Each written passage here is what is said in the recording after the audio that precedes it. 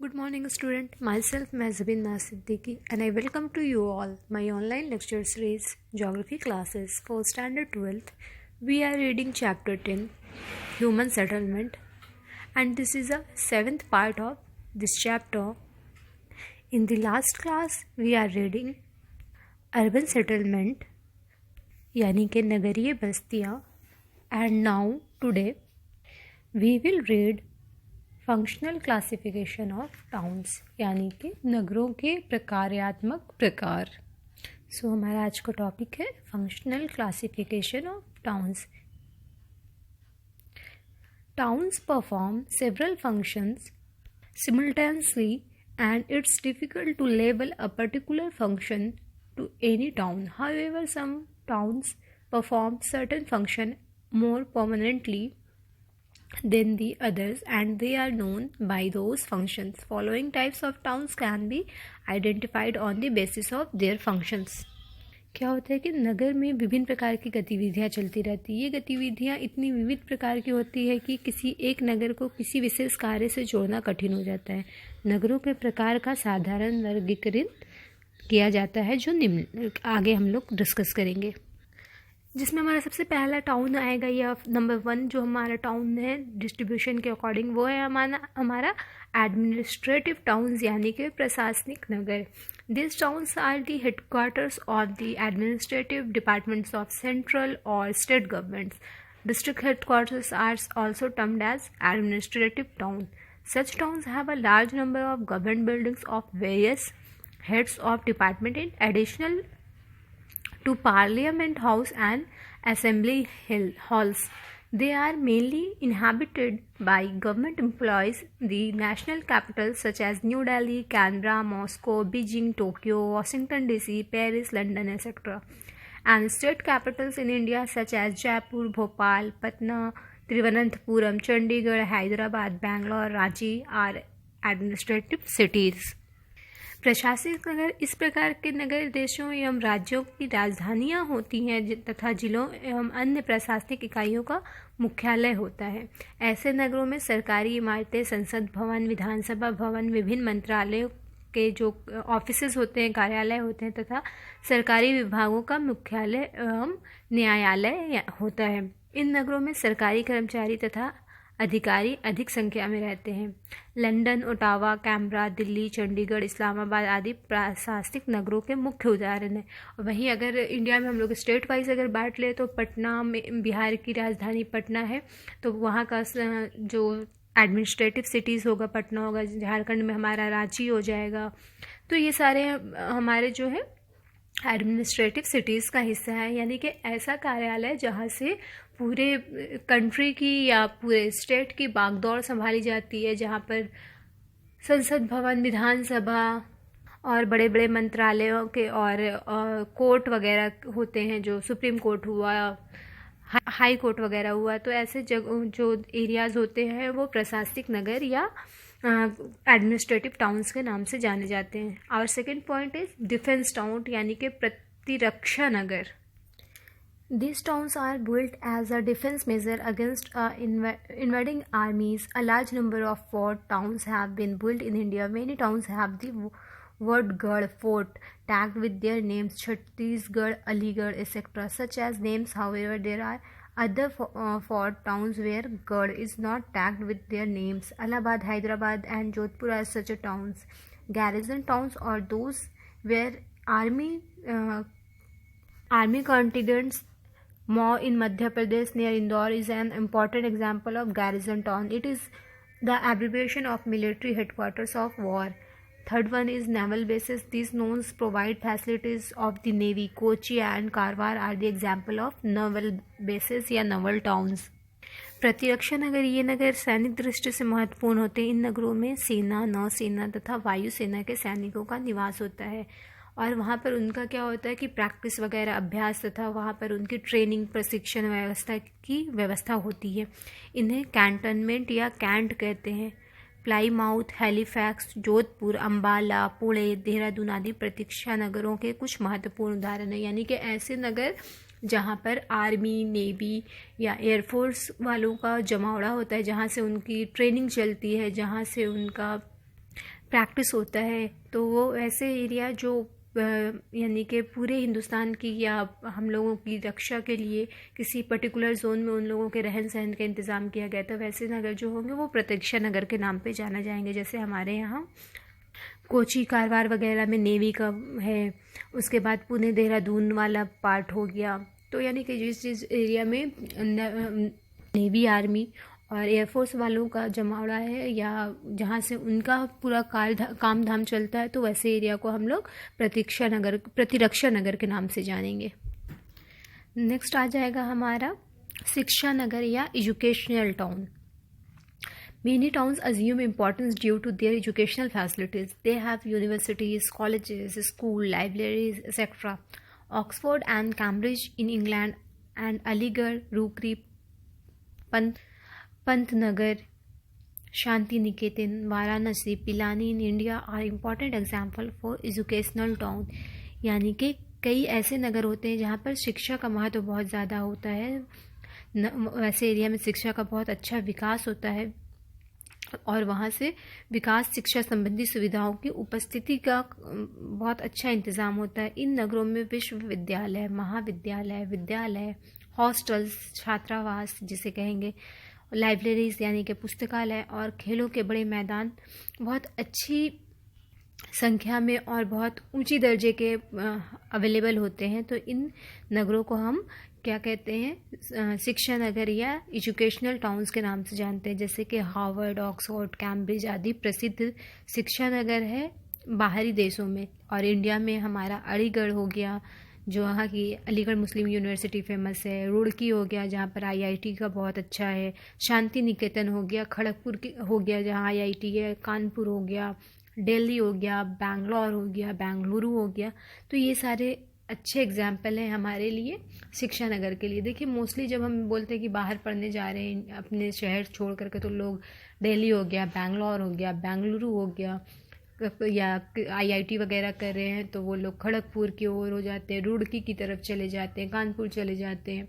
तो ऐसे लोग क्या करते हैं कि ऐसे नगरों से आकर्षित होते हैं, किस लिए? शिक्षा के लिए। तो ऐसे नगरों को शिक्षा नगर के नाम से भी जानते हैं।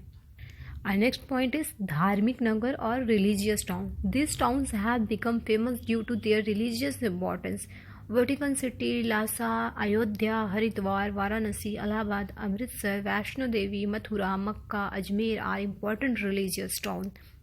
यानी कि कई नगर जो ऐसे होते हैं उनका धार्मिक महत्व बहुत ज़्यादा होता है। वो कहीं किसी न किसी धर्म से जुड़े होते हैं, किसी न किसी धर्म के मानने वाले लोग उस नगर से बहुत ज़्यादा अटैच्ड होते हैं। तो वहाँ उनके गुरुओं के या उनसे के मज़हब से रिलेटेड चीज़ें होती हैं जिसके वजह कर उनका उनसे बहुत ज़्यादा लगाव होता है। जैसे कि वेटिकन सिटी में पोप के कारण वहाँ सारे लोग जुड़े हुए हैं, तथा तिब्बत में लासा में दलाई लामा के कारण वो बहुत ज़्यादा प्रसिद्ध है।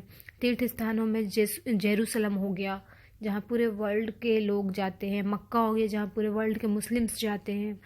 इन इंडिया में अगर हम देख रहे तो हरिद्वार, वाराणसी, मथुरा, वैष्णो देवी जो पूरे हिंदू तीर्थ धाम हैं, तो वहाँ पर हिंदू धर्म के जितने लोग हैं उससे बहुत ज़्यादा अटैच्ड हैं। मुस्लिम धर्म के लोग हैं तो लोग वो हो गया उनका अजमेर वगैरह हो गया, तो लोग उससे बहुत ज़्यादा अटैच है। यानी कि धर्म के अकॉर्डिंग कोई ऐसी सिटी है जहाँ से उनका बहुत ज़्यादा जुड़ाव है। तो वैसे नगरों को हम क्या कहेंगे? धार्मिक नगर कहेंगे या रिलीजियस टाउन कहेंगे।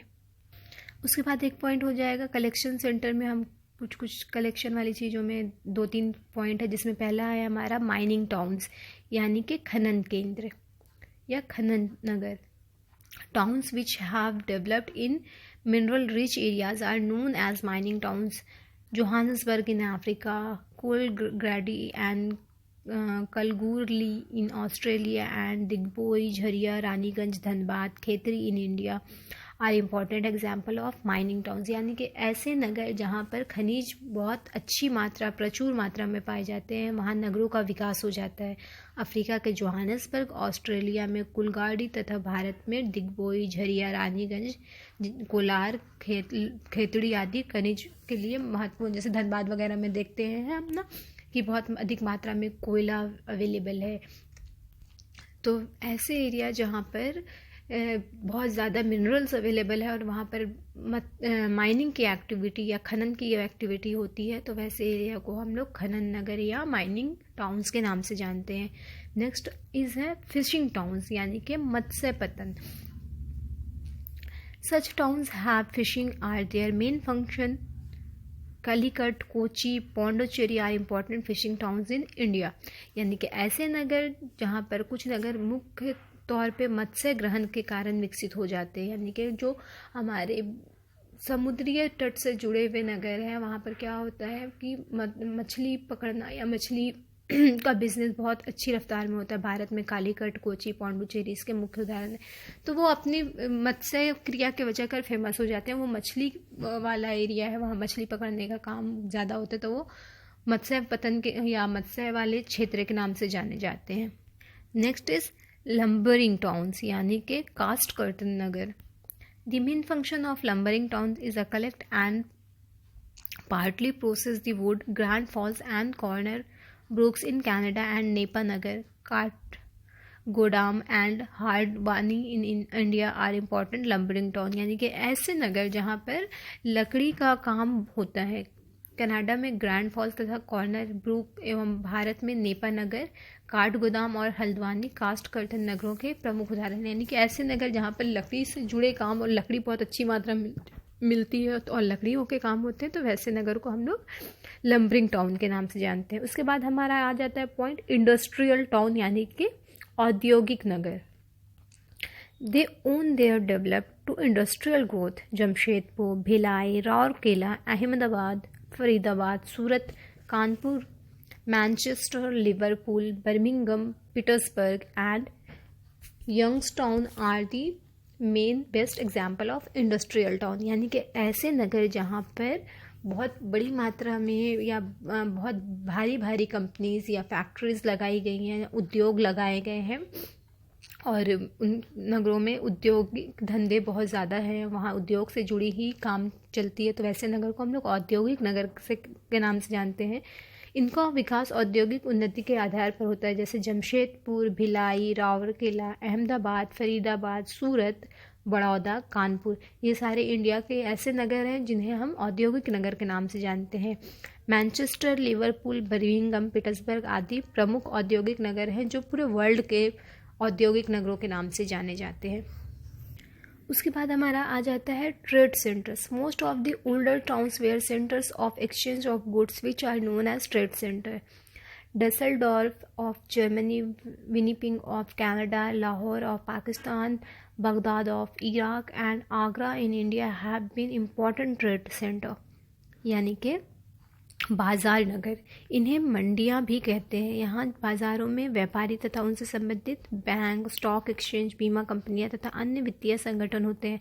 भारत में हापुड़, मुजफ्फरनगर, चंदौसी तथा मेरठ आदि इसके प्रमुख उदाहरण हैं। और जैसे लाहौर हो गया पाकिस्तान में, विनिपिग हो गया कनाडा में, डसेल्डॉर्फ हो गया जर्मनी में, ये सारे जो होते हैं वो बाज़ार नगर के नाम से जाने जाते हैं, जो पूरे वर्ल्ड में या पूरी कंट्री में बाज़ार प्रदान करते हैं। नेक्स्ट है हमारा पोर्ट टाउन्स यानी पतन नगर। Port towns are located on the sea coast and are centres of import and export. Mumbai, Chennai, Kolkata, Thiruvananthapuram, Visakhapatnam and Kandla are important ports in India coast. Out of India, Tokyo, Hong Kong, Singapore, London, New York, Liverpool, Rotterdam are the important ports. यानी कि पतन नगर ऐसे area है जो नगर coast पे बसे हुए, सागरीय तट पर बसे बड़े बड़े नगर को पतनों का कार्य करते हैं और पतन नगर कहलाते हैं। यानी कि वहाँ से मुख्यतः एक्सपोर्ट और इम्पोर्ट का बिजनेस वगैरह किया जाता है। मुंबई, कोलकाता, चेन्नई, तिरुवनंतपुरम, विशाखापट्टनम, कांडल आदि भारत के प्रमुख नगर हैं। और अगर विदेशों की बात की तो Tokyo, Hong Kong, Singapore, London, New York वगैरह, रोटरडम आदि प्रमुख पतन वाले नगर हैं पूरे वर्ल्ड में। उसके बाद अगला पॉइंट है हमारा रिक्रिएशनल टाउन्स या विनोद प्रिय नगर। Some towns are beautiful, attractive, health giving and cater to the recreational needs of the surrounding areas. Srinagar, Shimla, Darjeeling, Nainital, Mussoorie, Ooty etcetera are the recreational town. यानी कि कुछ ऐसे नगर होते हैं जिनका आकर्षण बहुत ज़्यादा होता है, स्वास्थ्यवर्धक भी होते हैं और मनोरंजन के कारण पर्यटक जो होते हैं घूमने फिरने के लिए वहाँ आकर्षित होकर के जाते हैं। यानी कि कुछ ऐसे नगर होते हैं ना जहाँ हम घूमने जाना पसंद करते हैं रिलैक्स होने के लिए, माइंड फ्रेश करने के लिए, तो वैसे नगर को हम लोग विनोद प्रिय नगर या रिक्रिएशनल टाउन के नाम से जानते हैं। जैसे हमारा हो गया श्रीनगर, शिमला, दार्जिलिंग, नैनीताल, मसूरी, गोवा, मियामी बीच, कोबलाम बीच, जयपुर आदि विनोद प्रिय नगरों के प्रमुख उदाहरण हैं। यानी कि ऐसे जगह जहाँ पर लोग घूमने फिरने के तौर पर जाना चाहते हैं, टूरिज़्म के लिए जाना चाहते हैं, जो स्वास्थ्य के लिए भी चेंज होता है तो अच्छा होता है और इन्जॉयमेंट के लिए घूमना होता है ना, तो वो सारे नगर जहाँ हम घूमने फिरने के लिए जो टूरिस्ट प्लेस है या टूरिज़्म के लिए जाना जाता है, वैसे नगर को हम लोग रिक्रिएशनल टाउन या विनोद प्रिय नगर के नाम से जानते हैं। And last one, new town या Navnagar. These towns are built by the government in India, government in a planned way. Chandigarh in India, Islamabad in Pakistan, and Brasilia in Brazil are important example of new towns. These are mostly national or states capital. ये नगर सरकार द्वारा नियोजित ढंग से बनाए जाते हैं। भारत में चंडीगढ़, पाकिस्तान में इस्लामाबाद, ब्राज़ील में ब्राज़ीलिया आदि नवनगरों के कुछ महत्वपूर्ण उदाहरण ये मुख्यतः अथवा देशों की राजधानियाँ भी हो सकती हैं। ऐसे नगर जिनको बहुत प्लान्ड वे में बनाया गया है, यानी कि कोई ऐसा सिटी जिसे पूरा प्लानिंग के साथ बताया गया कि कहाँ पर कौन सी चीज़ें होंगी, कहाँ पर मतलब मुख्यालय होगा, कहाँ पर ऑफिसेज होंगे, कहाँ पर हाउसिंग का एरिया होगा, कहाँ पर मल्टीप्लेक्सेस होंगे, कहाँ पर शॉपिंग मॉल होंगे, यानी पूरा डिज़ाइन कर कर उस शहर को बसाया जाए, उसे ऑर्गेनाइज्ड वे में सेटल किया जाए, तो वैसे नगरों को नवनगर कहते हैं। जो आजकल के हमारे यहाँ होंगे ना प्लान्ड सिटी, जिसे हम लोग प्लान करके बनाते हैं, वैसे नगरों को हम लोग नवनगर, यानी कि नए तरीके से बन रहा नगर है जिसे प्लान करके बनाया गया, तो उसे नवनगर के नाम से जानते हैं। तो ये था हमारा आज का point, functional classification of towns. यानी कि अगर हम लोग बात करें तो कार्य के आधार पर हम अपने शहरों को किस तरह बांट सकते हैं, तो ये था हमारा पॉइंट कि अगर उद्योग है तो औद्योगिक नगर हो गया, पतन है तो पतन नगर हो गया, जहाँ पर शिक्षा का जुड़ा हुआ है वो शिक्षा वाले नगर में हो गए, जहाँ धार्मिक जुड़ा हुआ है वो धार्मिक नगर हो गया, है ना। इस तरह हम इसे डिस्ट्रीब्यूट करेंगे। I hope you all are understood today's lesson. So student, we will meet in next video lecture. Till then, stay safe, take care and